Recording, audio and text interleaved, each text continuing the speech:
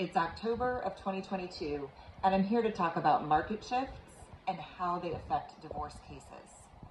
We've all heard that interest rates are rising, home prices are, teetering at perhaps starting to decline, and there's some volatility in the housing market.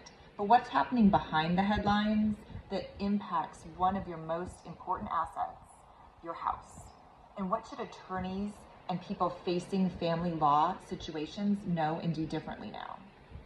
Well, to illustrate the severity of this interest rate change on the market, consider some of these statistics. The mortgage payment for a $500,000 home at the beginning of 2022 at a 3.25% interest rate would have been roughly $1,740 per month. Today, that same $500,000 home at an interest rate of 6.85% would increase the payment by 50%. The monthly payment would then be $2,621, and that's without property taxes. The payment for $1 million property under the same circumstances has also jumped 50%, from $3,481 per month to just over $5,200 per month. This illustrates the impact interest rates have on buying power, which impacts property values. Buyers who are qualified for mortgages are based on the monthly payment. That's how buyers budget and how lenders assess risk. So in order for those same buyers to qualify and afford the same home they could earlier this year, home prices would need to go down by 33%. Now here in the Austin area, we're simply not seeing that sort of decline.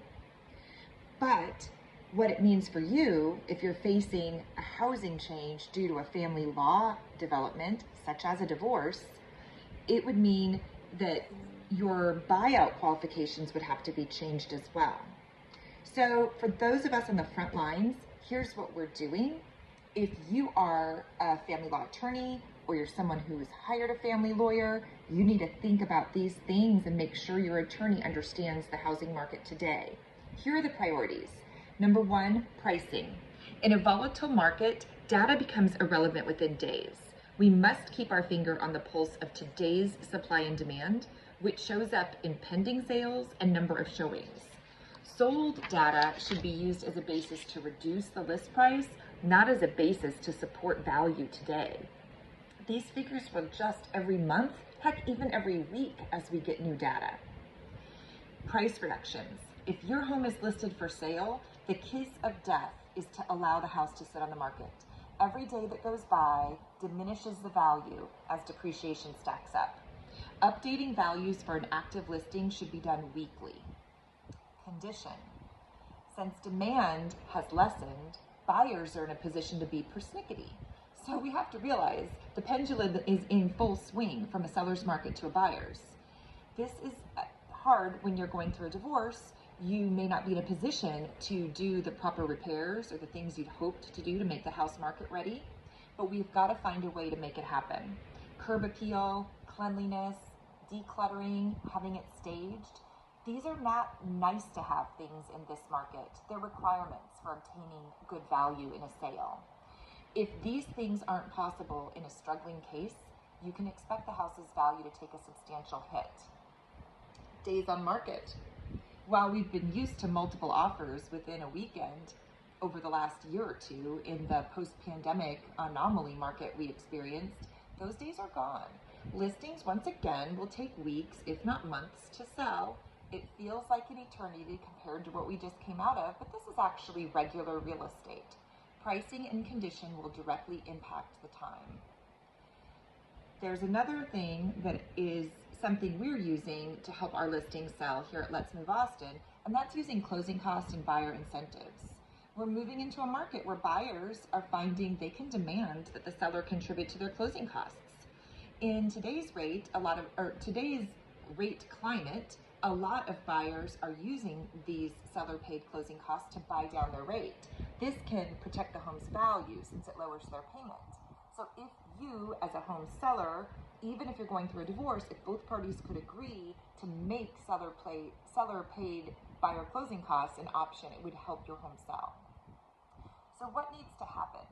Attorneys need to set realistic expectations. We need to get ahead of listing. We need to plan for this so there's less conflict. We need to update valuations. I personally would not look at a valuation that's more than 30 days old. And if I listed a property, I would reevaluate it within 2 days of going on the market. I would be very, very current. If you're thinking about buying out a spouse, or you want to buy out a spouse, soon to be ex-spouse, you want to rethink any mortgage pre-approval based on old rates. If the numbers worked at 3.5% interest, they might not work at 6.5%. So we need to reevaluate that and get an updated approval with the current rate. When you're issuing court orders, a lot of times people will talk about list price, you mandatory price reductions, other terms that are often addressed in a listing or purchase contract. We want to minimize using those terms in your court orders so that we as professionals have a chance to pivot as the market changes once the property is on the market. The final thing I'd like you to think about is to insist on working with a CDRE, Certified Divorce Real Estate Professional. There are only 5 of us in the state of Texas. I'm the only one in the city of Austin. And we have a lot of extra skill and training to work through a volatile market, especially when tempers and patience are at a premium with divorcing clients. We understand the market, we understand how to explain it, and we understand how to help clients come to terms with what they're not happy with about the market. We're talking about assets that are in the hundreds of thousands or even millions of dollars, and literally the wrong realtor can cost a family a fortune if they aren't prepared and staying on top of things. We know we'll weather this storm just as we have in years past, so please know I am here to lead you and your clients